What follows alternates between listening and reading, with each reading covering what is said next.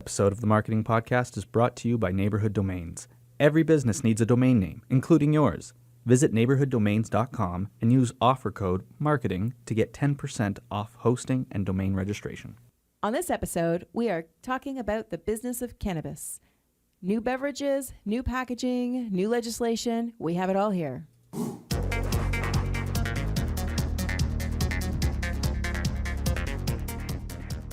Creativity sells. Applying the right creative at the right time is the recipe for great marketing. The Marketing Podcast looks at marketing news and finds the secret ingredients that make great marketing.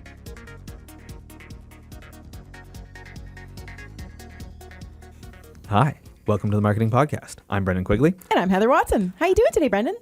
Really good? Always. Always really We're good. always really good. Well, I mean, it is summertime, right? Yeah. So there's no gray, depressing. Happy sunny days. Yeah. Life is good. Yeah. I feel like although we're in the summer now, we should be doing this episode on April 20th because this is the 420 episode. Right. Which is code for all things marijuana. I've actually never got the real answer for why 420 is the marijuana number. Oh, there's a couple of different theories. This It's is it. like Theories. dude's birthday and Hitler's birthday and different things why like that. That's so I dumb. know it's coincidentally Hitler's birthday. I think it has something to do with Bob Marley. And clearly okay. I'm not part of the drug culture. Yeah, this is it, right? So I don't know. No idea. But nearing the corner, for those of you who are non-Canadians, we are embarking on a new time in Canada where the recreational use of marijuana will soon be legal across our great country. So now people will envy us not only for our health care, but for our marijuana. our cannabis. There's irony in there somewhere. There's gotta be. Yeah. I mean, it's all health products, aren't they? Yeah. So today we are talking about that and some of the things that are happening because really right now and truly the legislation hasn't caught up with the businesses. The businesses are gearing up for what regulations are going to be in place. It's countrywide. Enforcement is gearing up for, impaired driving and how they test for it and what this means. So there's all kinds of uncharted territory and lots of going on in private business. And we're going to talk about some of these stories, starting with a company who is the maker of alcohol-free beers and wines. I'm looking at the wrong store. I can't. Hill Street.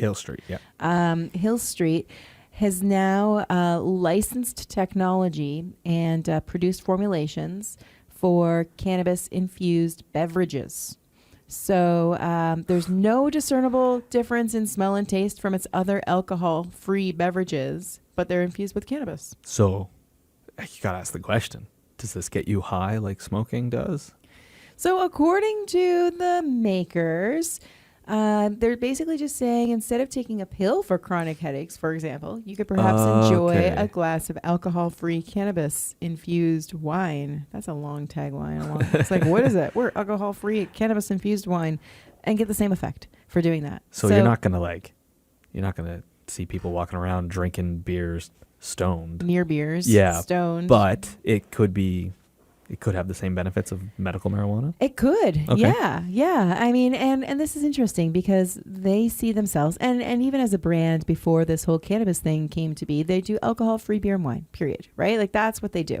So they see themselves as a brand that supports people who suffer from conditions that conflict with alcohol consumption, right? Mm-hmm. But want to still be out with their friends, right? Or it's people who have no interest in boozing, but everybody's out having a beer and you can have something that you like the taste of the beer and you don't really want the alcohol part of the beer. Gives you some kind of a buzz too. Or you can just drink American beer because that has shots fired.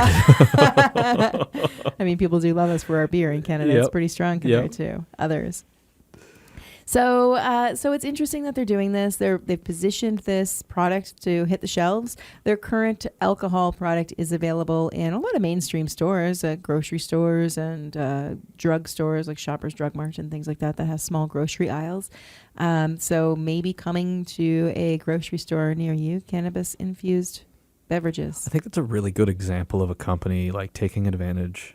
It's still an alcohol-free drink, but they're taking advantage of the cannabis being legalized. Like Right. they're seeing a potential for a new product and jumping on it. Right. And it's when we talk about market share, you can grow your market share in a couple of different ways. Usually you're growing it by taking it from somebody else, right? Yeah. Like if you're in the soda, speaking of beverages, like if you're in a soda manufacturer, Pepsi and Coke are always, have this rivalry about how much market share one has. And you're taking Pepsi market share from Coke market share, usually. Yeah.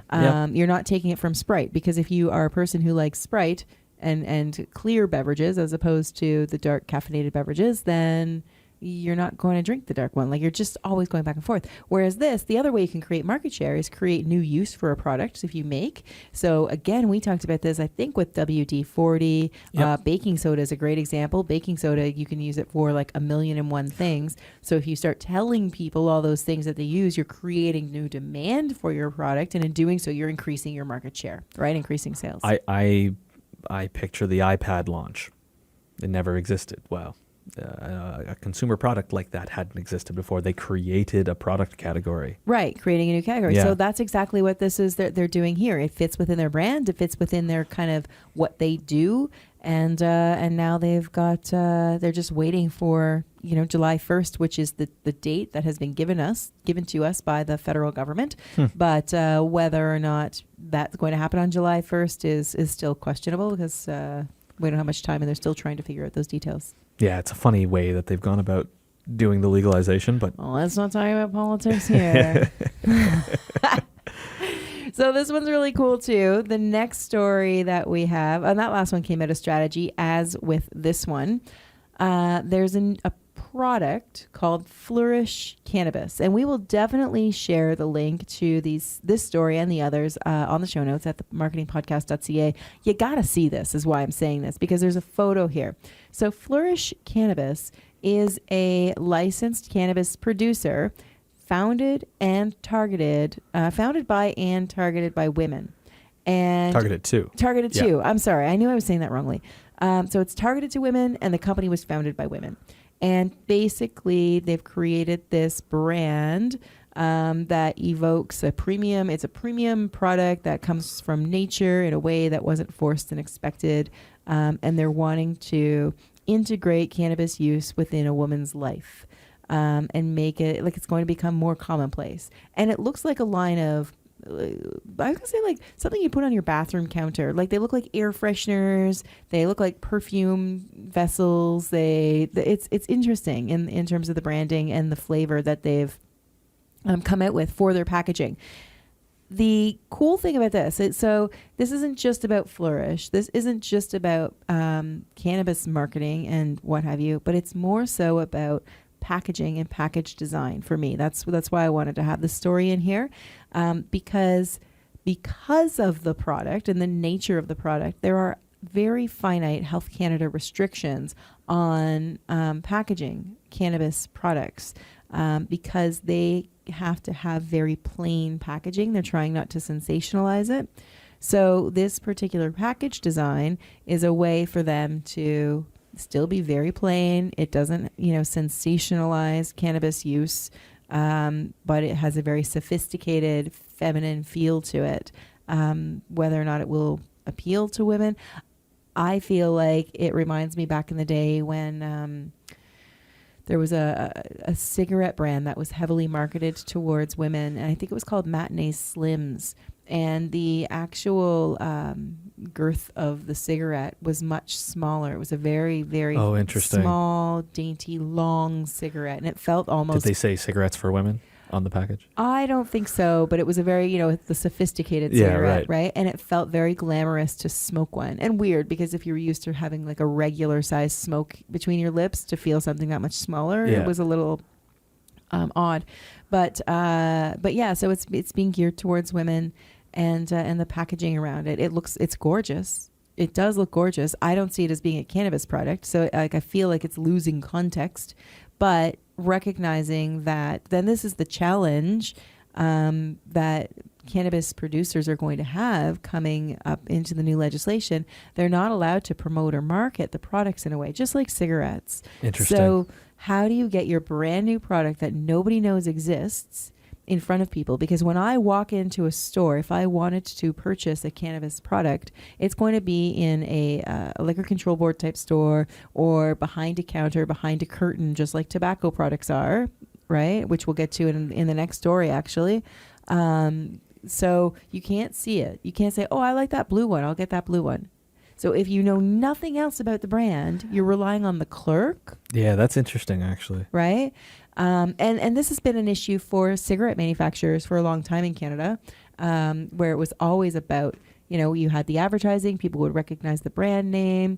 Health Canada made them, start getting rid of the advertising and covering up the packaging. Health Canada started making them get rid of like terminology like light and extra light and smooth, because it made people think that it was less cancerous than non-light cigarettes. Still cancerous, light cigarettes. Yeah, so they had to change their brand name so many times. Or their branding so many times over the course of 5 years that, if you're an old school smoker, like I quit smoking 15 years ago, if I were to go in and look for the same brand that I used to smoke, it's probably on the shelf, but the packaging looks different and the name is completely changed, right? So how do you let new customers know that your brand exists when you're in these constraints? Yeah, and this is anecdotal. I forget where I heard this story, but I've heard that there's some rules like this in Russia as well. And one of the major vodka companies in Russia went and bought a bank.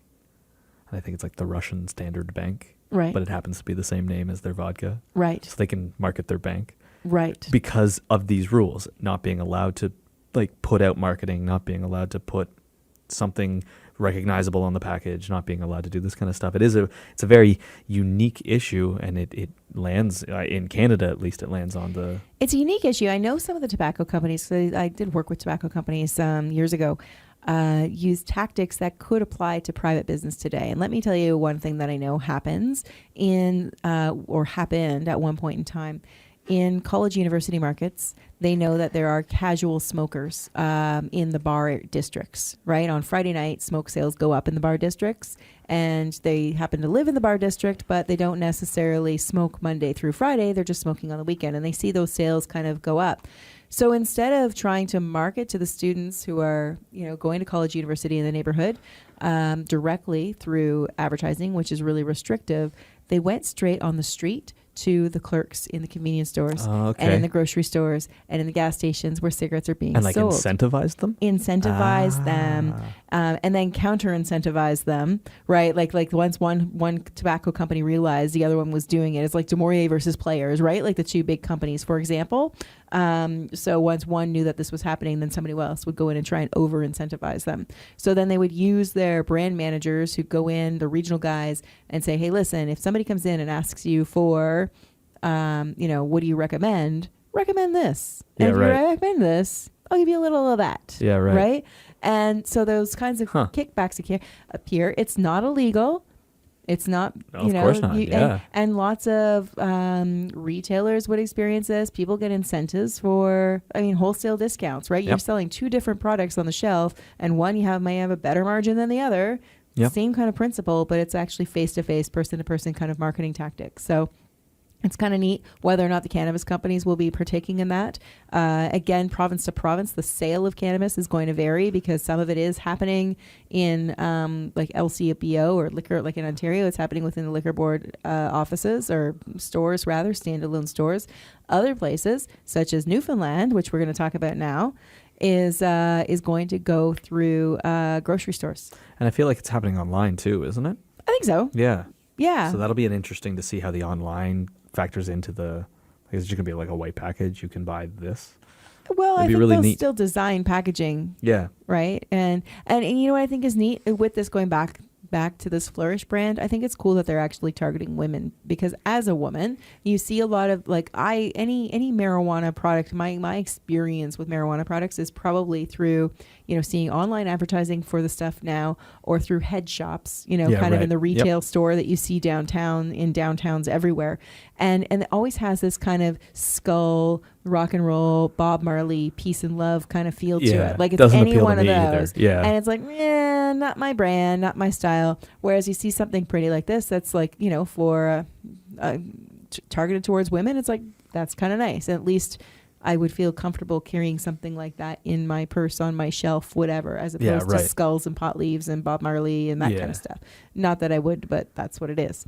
So Loblaws is fighting to have a place having to be able to sell cannabis in their grocery stores in Newfoundland. So Newfoundland Labrador, the way that it's been handled is, of course, Health Canada, the federal government, is putting the laws into place, but the provincial government is responsible for putting the distribution in place. So every province is really handling it quite differently on how it will be sold, whether it's in private stores, in liquor stores, in post offices or whatever. But we all know there have to be some rules in terms of age and all that kind of stuff. So the Newfoundland Labrador Liquor Control Corporation, or NLC, has basically said that they're going to let it happen at grocery stores. But it's going to happen the same way that cigarette sales happen. So it has to happen kind of behind the curtain at a single till, where that person who's operating that till is trained and checking for ID, and the products aren't visible. And Loblaws has about 10 potential locations that they want to sell the product in. And that could be behind the counter, or they've also have freestanding cigarette stores in Newfoundland, which doesn't surprise me. In terms of having the freestanding stores for that, operating in their stores and under their banners. So these big guys are seeing potential in this marketplace, I guess, is my point in raising this, right? It's not going to be like the little head shop or the... Which we've seen that in Ontario. Not only are these brands gearing up to try to sell it, but there's been other, independent marijuana stores open up and then subsequently get shut down because it's still illegal. It's still illegal. But it's not just the product itself, but it's all the accessories, shall we say, that go with it, right? Yeah. Whatever, the crushers or whatever. The crushers. I don't know what they are. They're like, I don't know, little tins that you see people using, and pipes and bongs and all that kind of stuff that people like to consume and have fun with. So are they going to start selling that kind of stuff in grocery stores too? I don't know. I mean, I don't think that would be congruent with the Loblaw brand. Yeah, exactly. But I'm also super interested to see what happens in Canada as a whole, because I know how Ontario's dealing with it. It's pretty locked down. Like it's gonna be in like designated stores that sell marijuana in very specific locations. Yeah, not school areas. Yeah. There was a lot of parameters. But I also think that they're bringing an online component to it that could make it unique to, say, in your grocery store. Because the question remains, like, even though it's illegal, is it going to be just widely accepted, or is it going to be something that people kind of like slip in and do, and then, no one sees me and run away? Like, is the online going to be more attractive for that very reason? Sure. Yeah. Sure. I think, the whole my interest in raising this as a topic, first of all, it's an industry I don't know a whole lot about, even before legalization. But now that we are in this really transitional point in time where we have some businesses that are operating under certain contexts of the law because medicinal marijuana is permitted, and people are operating clinics and selling oils and tinctures and products. Now we're into this whole cannabis sales stage that we're about to open up to on July 1st. And there's all kinds of production facilities because they want to be, ready to sell product on July 1st or whenever the government hits the green light. And plants don't grow overnight. And I've heard too that they're not allowed to transport it until July 1st. Right. So there could be like brick and mortar stores may even be delayed a little bit. The weekend, the day, the week, whatever, trying to transport from these production facilities. Yeah. Right. Not to mention it's the statutory holiday in Canada. There you go. So not a whole lot of things. Time and a half. Yeah. Not a lot of things are open on July 1st, typically in Canada. So all the marijuana stores. So it's just this interesting time of like when they're in this pre-launch launch stage, which many companies get in when they're launching a new product, any new product, right? And they're trying to gear up for it. And there's talk about it, but still lots of secrets because they want the launch to be big and exciting. So how do you do that within a business? And not to mention the costs. Like there are lots of companies now that are like millions and millions of dollars in plants and property to be able to create products that they may or may not be able to get to market on July 1st. Yeah, right. So I'm just kind of raising a bit of a marketing lens to this today because it's coming, and I look forward to talking more about this once July 1st hits, which is just around the corner. And who knows, come next month, come next week, the government may say that they've delayed it. Or even at the time of this publishing, between the recording and then tomorrow, they may announce that. So it's just kind of an interesting thing to see what's happening in the industry. It's brand new. It's the Wild West. We said that about the internet 10 years ago and social media 10 years ago more so. So I'll be curious to see how this affects influencer marketing as well, because there will be brands creating cannabis products, and there is influencer marketing word of mouth, or is that paid advertisement? Well, I think it's paid advertisement, and it would be no different than influencer marketing those companies trying to engage influencer marketing than a cigarette company or an alcohol company. Yeah. Absolutely. I mean, we talked about on a previous show, Cali getting in trouble. That's who I was thinking about. Yeah, totally. But so what happens when you've got your, I'm going to pick on Drake. Sorry, Drake. But you know what I mean? Like, what happens if he's seen with a picture with something? You know what I mean? Like, what if it's in the picture? Is it paid or is it in the picture? That's the difference there. Yeah. I think is whether or not there's a business transaction, or if he's actually just got a pack of whatever on his desk. It's no different than me with my McDonald's coffee on the desk. If we were to take a picture today, I'm not getting paid to promote McDonald's. Still waiting. Still waiting. Still waiting for your sponsorship, McDonald's. So yeah, that's the story about cannabis. How are we for time? Because we have our favorite things right now. Mm-hmm. Yeah. So for those of you who are joining us for the first time, Favorite Things is a segment where we talk about tools of the trade that we love to use within our agency for our clients and for our day-to-day business. And today we are talking about meat. Meat. What's meat, you ask? Not